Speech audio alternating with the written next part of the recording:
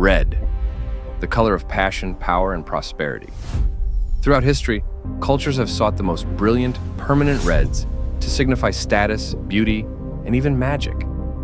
But what if I told you one of the most magnificent reds comes from something tiny, often unseen, and utterly surprising?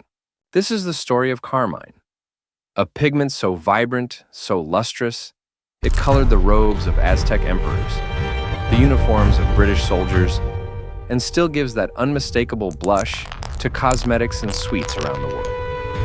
Our journey begins in the arid landscapes of Mexico and South America, amidst the formidable petals of the nopal cactus, commonly known as prickly pear.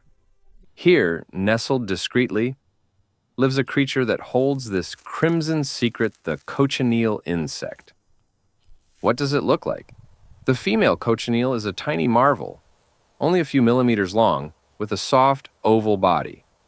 It's a parasitic scale insect, meaning it attaches itself to the cactus, feeds on its sap, and barely moves once settled.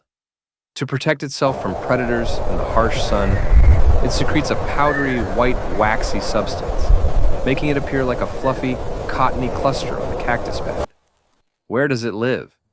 These tenacious insects thrive exclusively on the nopal cactus, creating entire colonies on its pads. Now, this is a 5-step process. Let's get through each of them one by one. Step 1.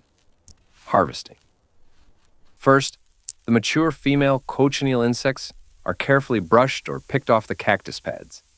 It takes thousands upon thousands of these tiny insects to produce just 1 pound of dye. Step 2. Drying. The harvested insects are then killed and dried. Step 3. Crushing and extraction. Once dried, the insects are ground into a fine powder. This powder is then boiled in hot water or an alcohol solution. This crucial step extracts the carminic acid, the brilliant crimson compound, from the insect's body. The liquid now holds the raw, potent dye. Step 4. Precipitation, forming the lake. To make the dye stable and usable as a pigment, especially in solid form, a metallic salt, typically alum, is added to the liquid. This causes the carminic acid to bind with the metal ions, forming a vivid, insoluble red precipitate.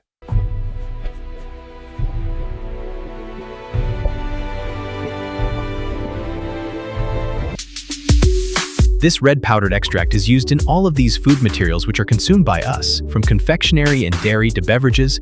To all my vegetarian friends, that vibrant red glow in your favorite candy, it didn't come from a garden, it came from a bug. Bon appétit! Thanks a lot for watching the video. Hope you liked our video. Do subscribe, comment, and share the video. So stay healthy. Until next time, bye.